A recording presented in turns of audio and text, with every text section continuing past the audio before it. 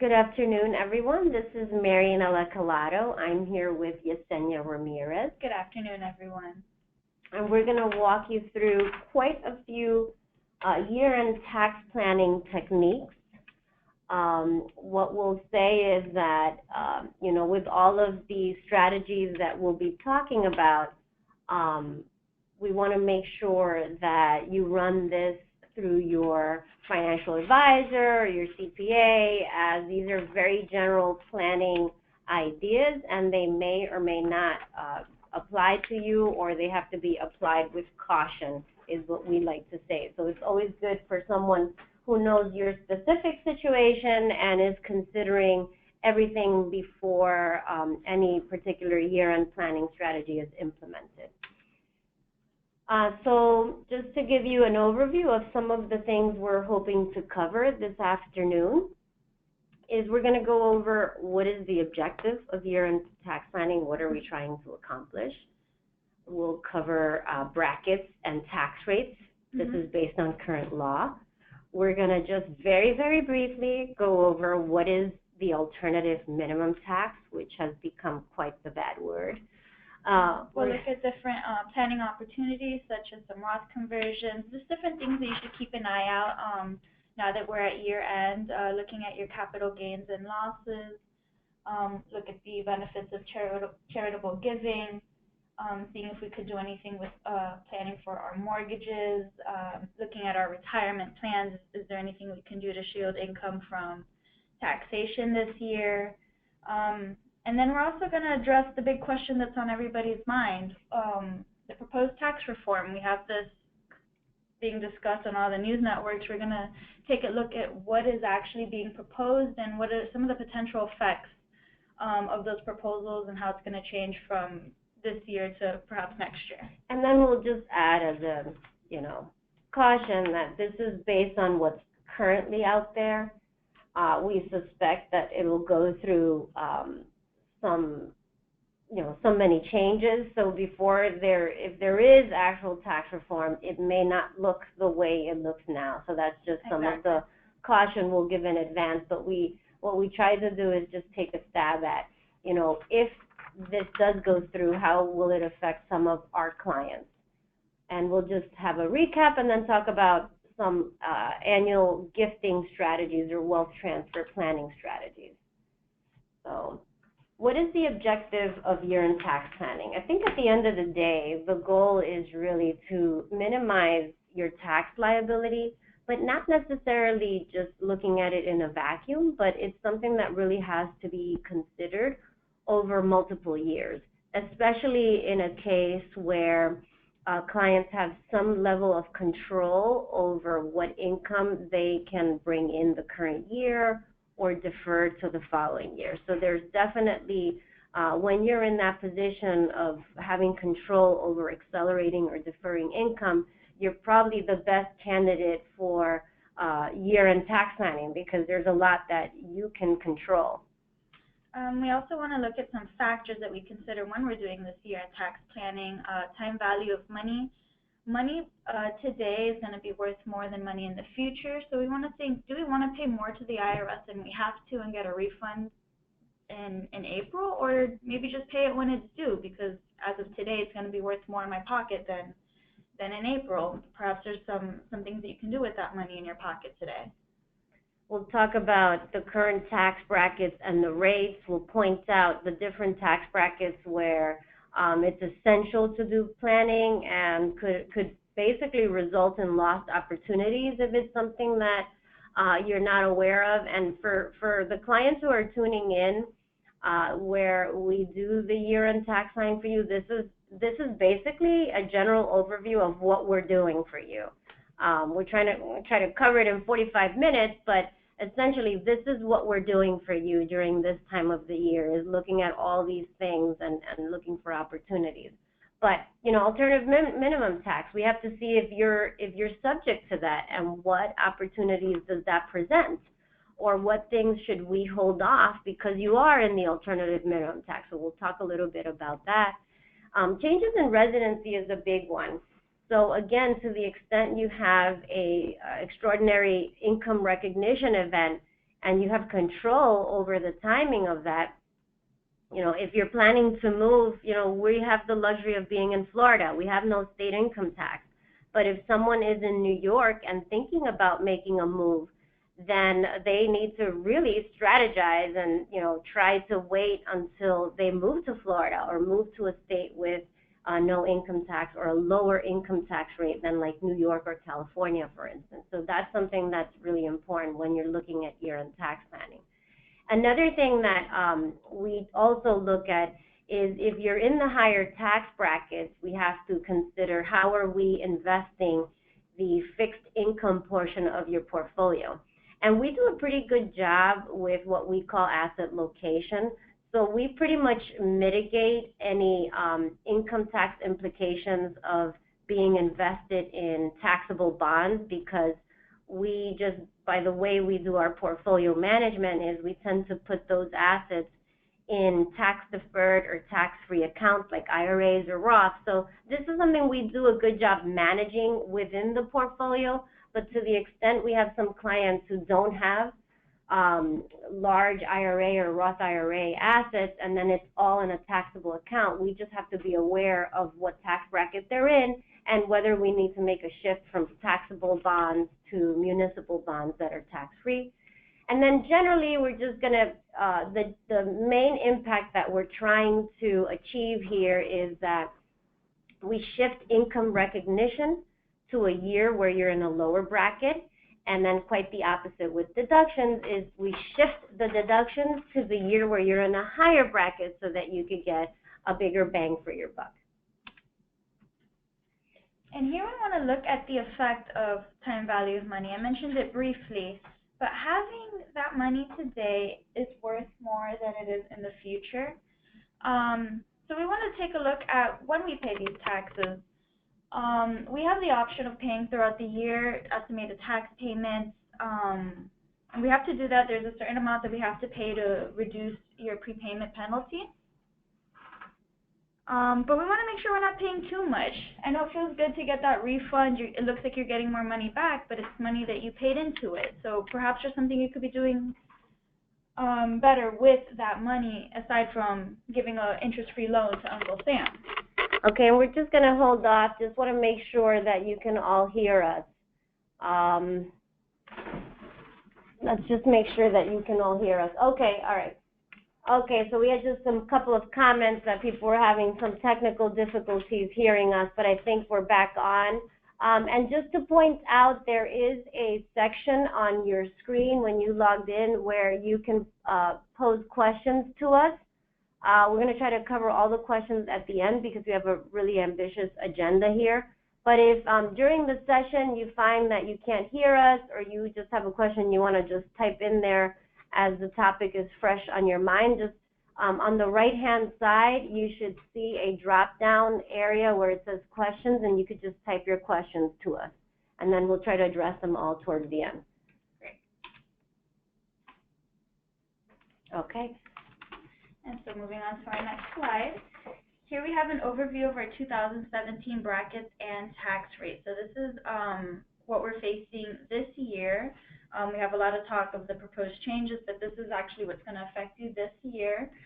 We have our 7 tax brackets, and this is just a general overview of those brackets. And then what I'll point out here is that, you know, if you notice the first 2 brackets where you're in the 10 and 15% tax bracket, you'll notice that qualified dividends and long-term capital gains in these 2 brackets are taxed at 0%. So this would be one opportunity for us to take advantage of maximizing the qualified dividends, and really the one we have control over, long-term capital gain recognition in these 2 brackets, so that you can essentially get a free step up in basis in whatever funds we end up selling. And then these are just the other brackets. You'll see you'll be in the 15% capital gains rate in all of these brackets until you hit the top one. Oh, one too fast. So then we're going to just, alternative minimum tax. This is a very complex subject for a lot of people, but essentially what you need to know is that there are a lot of deductions that are allowed under the regular tax system that are considered add backs for AMT purposes. So it really is like a side-by-side calculation. You basically calculate your tax under the regular system, and then you recalculate it under the alternative minimum tax system with all of these add backs, which essentially are state income taxes, interest on your home equity line of credit that you're not using for home expenses, property taxes, miscellaneous itemized deductions, if you're getting the benefit of fees you're paying to your CPA to prepare your tax return. These are all considered add back items, and then you calculate the two, and then you're basically going to pay the higher of. You'll see what the AMT tries to do is that it expands the taxable base, but then a lower rate is applied. For AMT, you're looking at either two rates, 26 or 28. So it's 26 or 28 on a bigger base versus, possibly 40% on a smaller base, because for regular tax purposes, all of these deductions are allowed. So one of the first tax planning strategies. Go ahead, Ms. Sonia. It's going to be a Roth conversion. That's something we're going to look at the end of the year. What this means is you're going to take pre-tax dollars and you're going to convert it to a Roth, which means you're going to pay taxes on it, which could increase your tax liability, but there's a certain time when that's appropriate. Let's say you have unusual circumstances. Maybe you were out of work for a few months, so your income is a lot lower this year. It's an unusual situation. But because you have that lower income, you're going to be in a lower tax bracket. So we would want to say, we have this pre-tax dollars, we're in a lower tax bracket. This usually doesn't happen. Let's take advantage of it, pay the tax now because we're in that lower bracket, and then from there it's going to grow tax-free because it's a Roth. Right, and I think, and you hit the nail right on the head, Yesenia, that is the timing of it. So sometimes just things happen during the year that ends up presenting an opportunity like that, an extraordinary year where maybe income is lower than usual for one reason or another. Someone is in the middle of changing jobs, or maybe they own a business and generated losses. So really the ideal scenario is that we look for our clients is if someone does have a loss from a business that we can pair with a Roth conversion. So essentially they're eliminating a silent partner that they now have in these tax deferred account, which is the IRS. So we eliminate that partner by converting traditional IRAs to Roth IRAs and hopefully pay no tax because you have other things going on in that year that offset that income.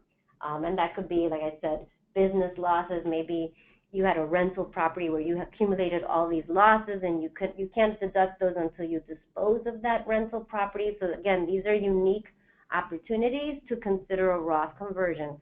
Right now, as the law currently states, these things, you're allowed to do these and you're allowed to change your mind. There is talk in the proposed tax reform that the recharacterization opportunity will be eliminated, so that's something we're going to keep an eye on. You also have, so when we said Roth conversion, we mentioned converting an IRA dollars. Some 401k plans also have an in-plan conversion of 401ks, 403bs, and 457bs. What this means is that you can take some of those pre-tax dollars in your 401k, it could be your contributions or your vested employer contributions that are put in there pre-tax, and convert it within the retirement plan to Roth after-tax dollars. Right, and this is, specific to your plan, so it's something that if you think that you have an opportunity after you've worked through tax projections with your accountant and they determine that you have some room to take advantage of potential Roth conversions, but the only account you have is a traditional 401k, then this is something that you'll have to go back to your HR department and just confirm if they have the Roth 401k feature and if what's called in-plan conversions are allowed. And also just to note the difference between in-plan conversions and Roth conversions. For the in-plan conversions, we don't have the option to recharacterize it. So once you make that decision to convert to Roth in a 401k, it stays that way. Right. This one is a no backsies. And regular Roth IRAs are not subject to required minimum distributions when you turn 70 and a half, but Roth 401ks are. So that's just another distinction between the two. Okay, then talking about capital gains, just quite a few things to think about here, and these are all things that we're looking at for you all. First, you're going to start out with what were my realized capital gains for the year, and then what do I have in the bank? You know, what do I have in terms of unrealized capital gains or unrealized capital losses? So you're going to start by just analyzing where you are before you consider any planning around that. And you also want to see what capital loss carryovers you're carrying over from the previous year. Before you start harvesting losses, you might see an opportunity. If you have a lot of gains, maybe you want to offset it with some losses, but you don't want to take any more if you already have some coming from the previous year. Right, unless it's a position that you really, you know, sometimes our clients have an account where they're buying, you know, we call it the play account, they're buying individual securities, and maybe they don't feel so good about a position that already has a loss.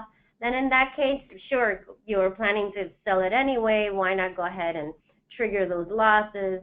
This way you bank them and they're available for future use. But I agree with Yesenia that you're not going to start triggering losses if you don't necessarily need them, because our big thing is about minimizing cost wherever possible. So why would we want to incur any transaction cost to sell a position if we don't necessarily need it and we feel that it's important to the portfolio that you be invested in that asset class? So with all of these tax strategies, especially as it relates to capital gains, I'll just point out that we never want the tax tail to wag the dog.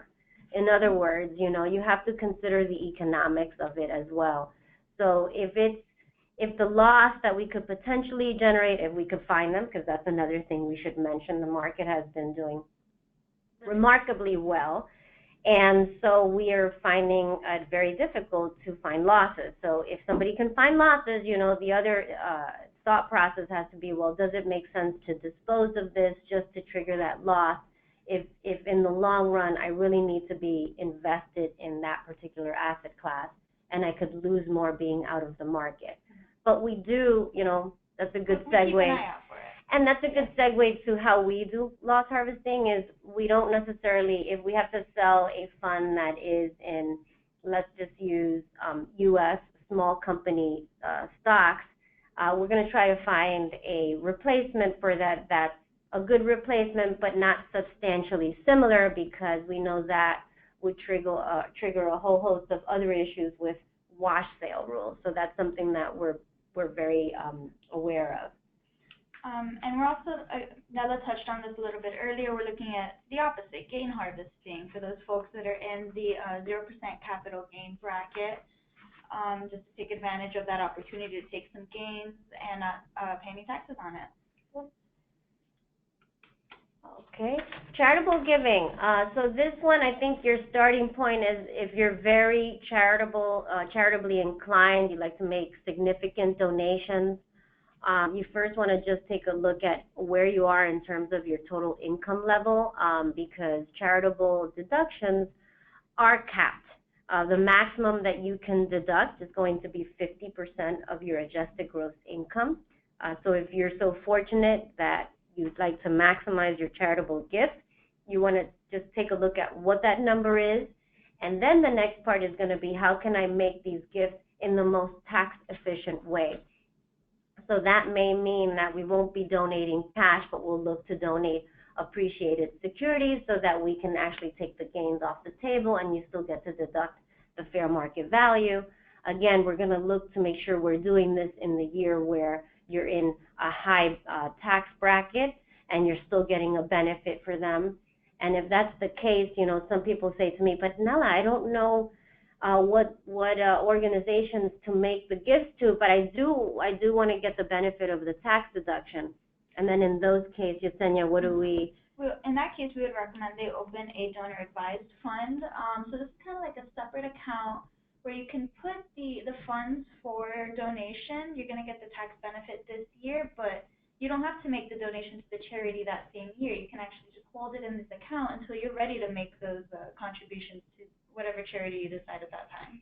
Right, and then we'll remind folks who are 70 and a half that they can also fulfill their required minimum distribution from their IRAs with what's called a qualified charitable distribution, and that's a direct transfer from your IRA to qualified charitable organizations, and then that counts as your required minimum distribution for the year, and that's really ideal. Okay, so now we have just some general charitable gifts, pointers and tips, some like housekeeping type rules. Just some things that we don't want to forget. The mailbox rule, if you do a donation via check, you have to make sure they're postmarked by December 31st to qualify for a donation in this year. Wire transfers need to be completed by December 31st. So that doesn't mean initiated. You could initiate it on the 31st, but it won't be completed until January 1st. That wouldn't count for a deduction in this year. So you want to be careful for that.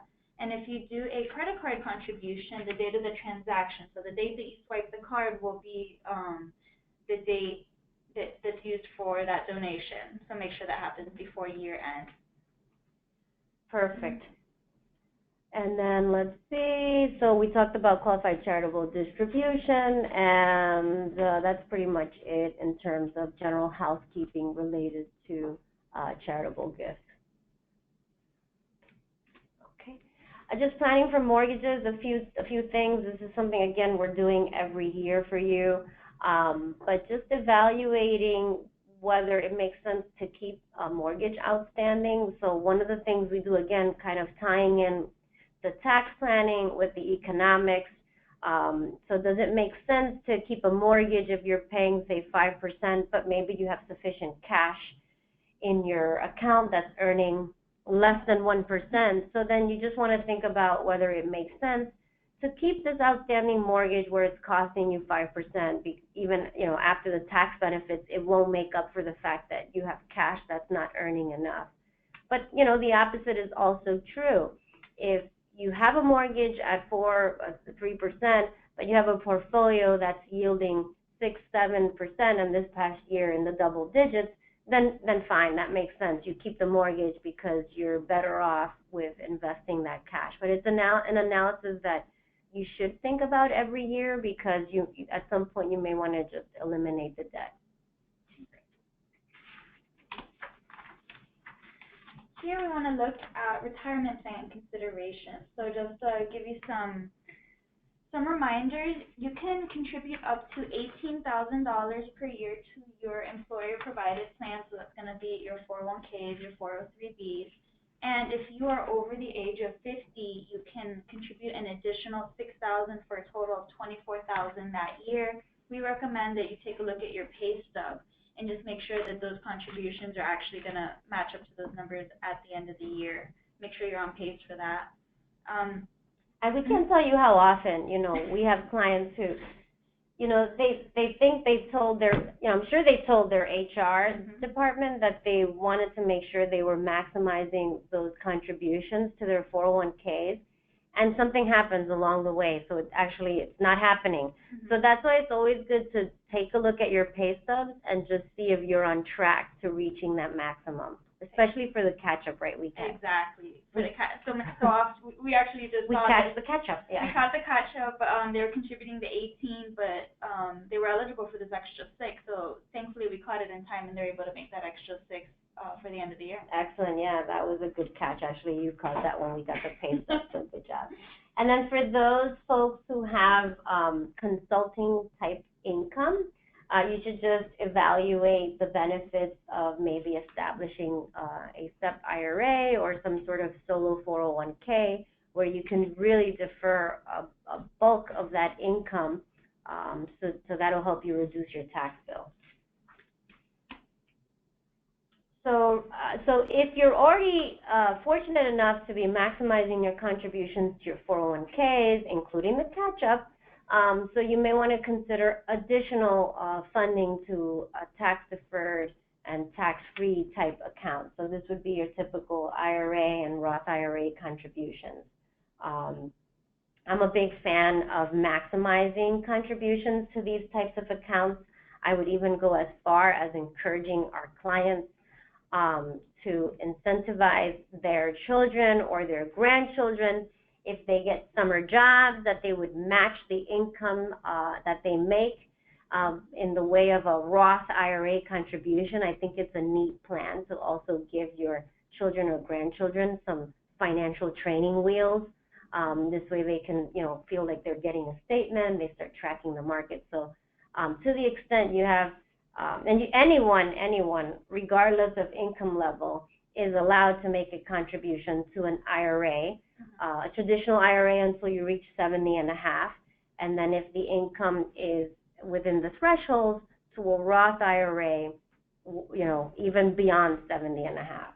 And just keep in mind, you do need to have earned income in order to contribute to both an IRA and a Roth IRA. So if you wanted to give, let's say, the gift to your children of contributing to their Roth IRA, you can only do so if they're working. So there's exactly that added benefit of having skin in the game. Excellent. No, and that's a great point, because we get that question a lot. Is, I have extra cash I'd like to save, can I just put it in the Roth? And then we say, well, are you working? No, then we don't have that option available to us. Then we'll also just reminders, once you reach 70 and a half, you are required to start taking required minimum distribution. In the first year, you have the option to delay that required minimum distribution until April 1st of the following year, but just keep in mind, and this is something that we look at very closely, that you would be doubling up. So it's something that you would want to plan for and analyze and see what the best course of action is before you, blindly just wait until April 1st, because it could throw you into a higher tax bracket, and then you could be worse off. And something that we like to do with our clients in regards to planning is looking at IRA withholding with those required minimum distributions. So let's say you have a required minimum distribution to take by the end of the year. You haven't taken it, but you think you're going to owe taxes. Having that RMD is a good opportunity to actually withhold enough to cover those taxes so that you're not stuck with a big tax bill come April. Yes, and that's sometimes, a conversation I have often is, are you making payments? And, the client says, yeah, I'm making quarterly payments. I said, well, do you like making those payments? They said, well, not exactly. It's just, a nuisance every quarter to have to write a check. And then we see that we have a large IRA distribution that we have to take before year end. So we will tell the client, just, stop making those payments, and we have sufficient here to make up for the estimated tax payments that you should have made, because the beauty of withholding is, as I was explaining to Yesenia, the beauty of withholding is that no matter, it could be withheld on December 31st, right before the ball drops, although that'll be hard because banks will be closed. But anyway, you can withhold on December 31st, and the beautiful part about that is that it still gets treated as if it was withheld throughout the year, so that this eliminates the whole penalty, the underpayment penalty situation that clients can be in. And now here, we're going to talk a little bit about the proposed tax reform. Again, this is just what's being discussed. We don't know that this will pass exactly in this form. There may be changes. It still has to go to the Senate. So this is just an overview of what we're seeing now in the proposed tax reform. So one of the big changes that they're proposing is to consolidate those 7 brackets that we showed you earlier down to 5, from 0, 12, 25, 35, and then the highest will stay the same at 39.6%. They're looking to change how business income is taxed, changing it to 25% versus the current ordinary income rate, and reduce the corporate tax rate to 20%. Yeah, and business income, just to clarify the differences, this is actually the first time they've focused on business income in the form of pass-through income. Generally, when they would talk about corporate rates, it never really impacted your typical business owner, your local business owner, because most of those entities are in the form of pass-through, which means they're S corporations or partnerships. So that's what they're referring to, business income, but they're going to have some very strict guidelines on who's eligible for that, so that people don't try to play with the rules to their benefit. So there's going to be some very strict rules on who's eligible for that 25%. So like your local CPA is going to have a hard time claiming that his income is subject to the 25%, because what they don't want is they don't want folks to convert earned income, because he's the one doing all the work, into business income. He's the only one working at the firm. So this is going to be interesting. I know they're talking about simplicity, but I read this section in the tax reform and I think about how complicated that whole calculation is going to be. They're also looking to eliminate the alternative minimum tax. So this is the second tax system that we have working in conjunction with our regular one. They're looking to eliminate that. That's what they're referring to, simplifying the tax code. They're looking to get rid of some deductions, alimony deduction, the mortgage interest deduction. They're looking to put a new cap of $500,000. They want to increase the standard deduction to roughly double. Well, we'll talk about that because you don't agree that it's exactly double. So that'll be, we did some very in-depth analysis of this tax reform, even though it might not look like this when it's passed, but we'll talk about who are the winners and who are the losers. Yeah, I don't like that word double, but we'll go into that in our next slide.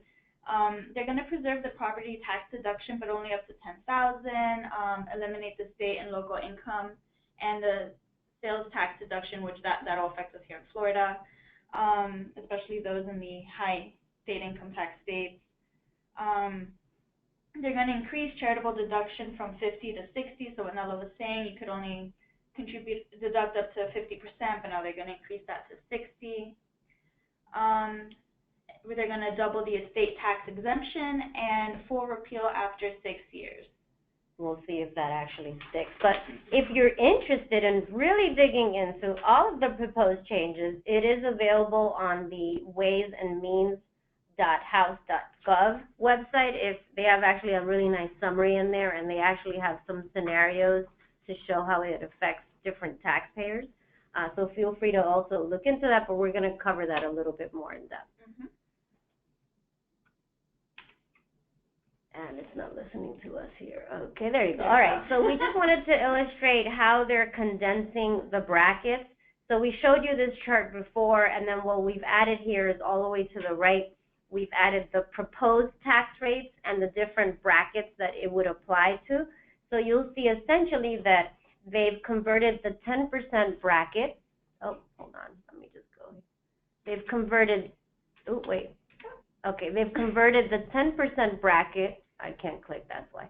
They've converted the 10% bracket to the 0. So these folks in here will actually pay 0. The folks in the 15% bracket will then now be subject to 12%. And they also kept the 0% on qualified dividends and long-term capital gains. And then these two brackets are rolled into 25. So these folks are seeing a drop in their marginal tax rates from 28 to 25. These folks over here, there's a big portion here that's at the 33. They're going to roll into a 35. But as Yesenia and I were analyzing, because Yesenia loves numbers, that they actually, they're not really worse off, because they're going to get the benefit of a little bit of their income at 0%.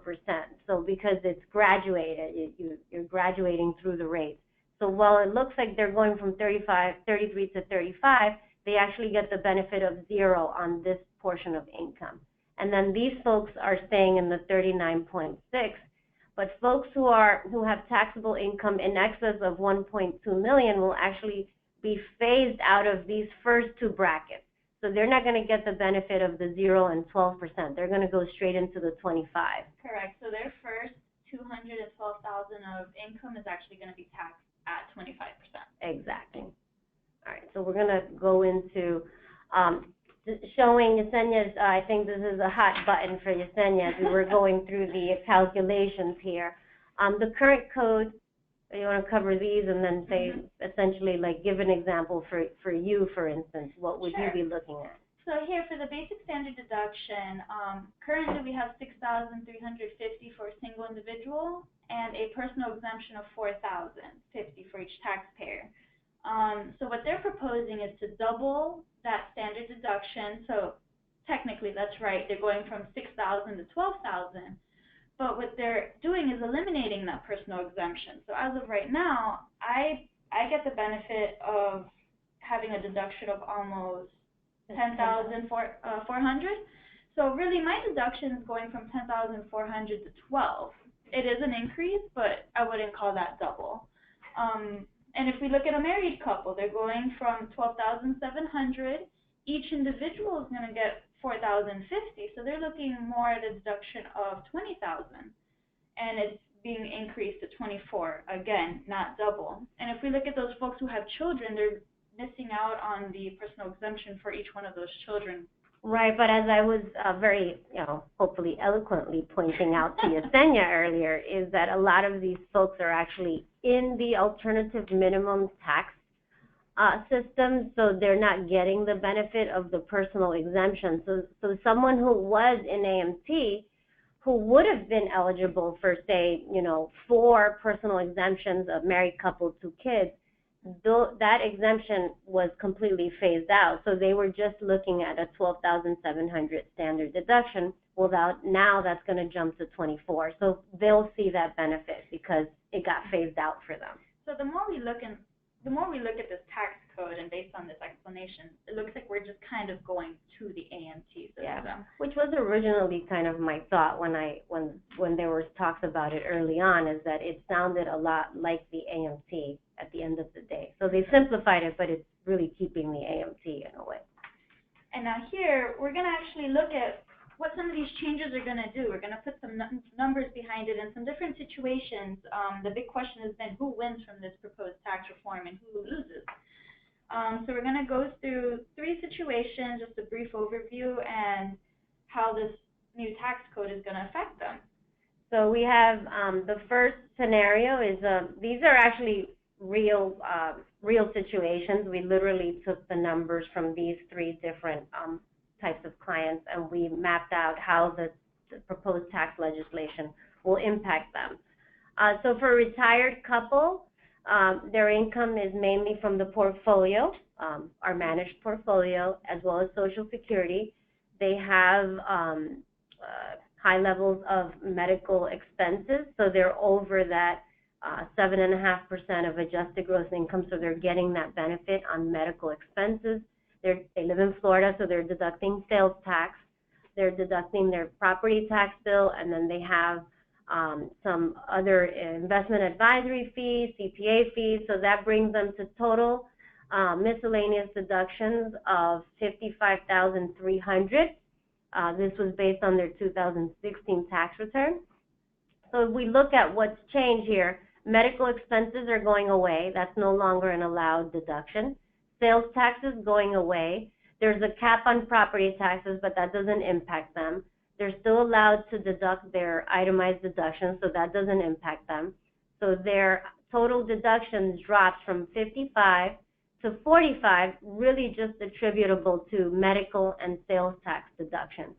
So while it's great they doubled the standard deduction, this is impacting these clients because they won't be able to deduct these 2 items here. So their tax goes from paying nothing because they were in that 0% tax bracket, because a lot of their income was qualified dividend.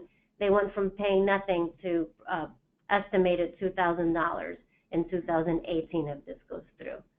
And then we have your working couple with significant levels of unreimbursed employee expenses. That's also off the table. These folks, medical didn't affect them. They're in their 40s. They're not no significant expenses they could write off. But they do lose the sales tax deduction. They get to deduct their property taxes. The cap doesn't impact them. And here they went from $11,000 in itemized deductions to just $290 because they won't be able to deduct the unreimbursed employee expenses. So their total itemized deductions goes from 15 in 2016 to just 7. So they're going to get the benefit from the doubled standard deduction. So their tax bill drops, actually proposed to drop almost $900. So they're going to see a benefit. And then let's look at our business owner who has a significant level of income from their business, and the current proposed legislation says that now he can carve out 30% of this income and pay 25% instead of the 39.6. So let's go through each of the line items. Medical doesn't affect him because he had such a huge hurdle for medical expenses, he wasn't going to get a dollar of it, so that doesn't affect him. Sales taxes, okay, that goes away. His property taxes are going to be capped at 10, so that's a big drop. Then he had miscellaneous. That doesn't change because, again, he has such a big hurdle for the 2% of adjusted gross income. That's not affecting him. And then here's the big one, because they're removing the phase out of itemized deductions. Folks with large levels of income would be phased out of their itemized deductions, so that's going away. So even though they eliminated some significant items that he can deduct, his total itemized deductions is higher, okay, because this was such a huge phase out. So he's itemizing, and it's a higher number, but you'll see that the taxable income is not significantly different. I mean, there's knowing that if that comes to life, there's other planning we can do for this gentleman, but his taxable income doesn't change by much, but the tax drops significantly because now a big portion of this income is taxed at 25% instead of 40%. So here in the cases we picked, maybe it's just the cases we picked, these two taxpayers in these two categories are going to be paying less, and the retiree couple who has the large medical deductions that offset their income will actually pay more.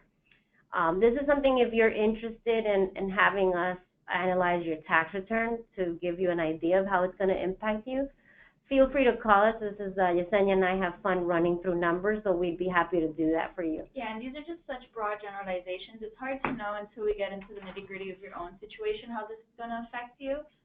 But again, if that's something you're interested in seeing, please reach out to us. We'd be more than happy to look at it for you. So as a recap for income taxes, you want to consider time value of money. The idea of paying less today is better than paying the same amount next year even. But the idea is you want to pay as little as possible today, so defer as much income as possible. You want to review your AMT status to determine if there's a benefit to accelerating income or deferring deductions. Let's see, you want to review your realized and unrealized capital gains, see what opportunities are there, evaluate the benefits of Roth conversion, seeing if there's some room for that. Charitable gifts, again, you have to be charitably inclined. If you want to make gifts, is this the better year to do it, or do we wait until next year? Mortgages, analyzing the rates and how much cash you have available to pay those down. Opportunities for retirement plans and maximizing those contributions to 401ks. And the big takeaway here is let's all keep an eye on tax reform and see if it looks like that's going to go through, then there will be opportunity to either hold off on certain payments or accelerate them. If your sales tax, if you're planning to buy a vehicle or something, let's try to move that into this year if that's expected to go away next year. So that's really it as far as the income tax recap. And then the final thing we were going to talk about is just wealth transfer planning. As a reminder, the annual amount that each and every one of us can transfer to family members without having to file a gift tax return is $14,000 per person. So each of us can give away $14,000 to each of our children. If you're married, that's going to be doubled to $28,000, but you will have to file a return to elect to split gifts if it doesn't come from each of you separately from your own accounts.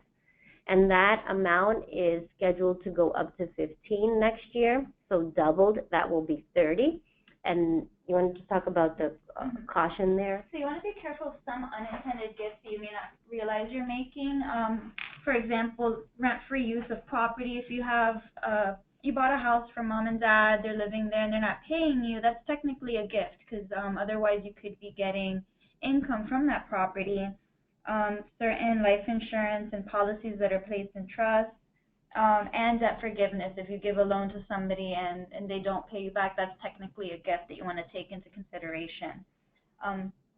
When you start exceeding those numbers that Nella just said, 14,000 per donee, 28,000 for a married couple, they're going to start chipping away at your lifetime exemption of $5,450,000 for 2017. That number is scheduled to go up. It's indexed with inflation to $5,600,000 in 2018. But if the proposed tax reform, if that goes through, that's actually scheduled to be doubled per person. So you might each be looking at $11 million each, and then they had actually, that's projected to be completely repealed in 6 years. So we have to keep an eye on that. So that really covers everything we wanted to go over for year-end tax planning.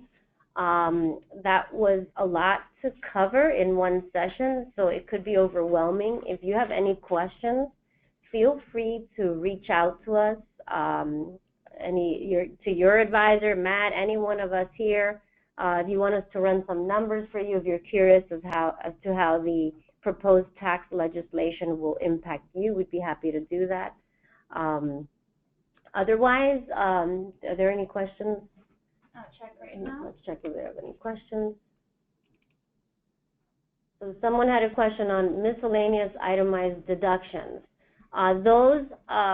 The only thing that I had read that is scheduled to be disallowed that maybe we didn't list there were fees paid to CPAs. So there's no longer going to be an incentive to pay a CPA to do your tax return. Other than them looking at it. Exactly. Well, this is important, but you won't be able to deduct those fees. Investment advisory fees, interestingly enough, was kept. You still have to jump through that 2% hurdle, but I think the fact that they're eliminating the overall itemized deduction phase out is going to be a benefit to a lot of high income earners because it'll give us the ability to do some great planning for them in terms of charitable gifts and other things.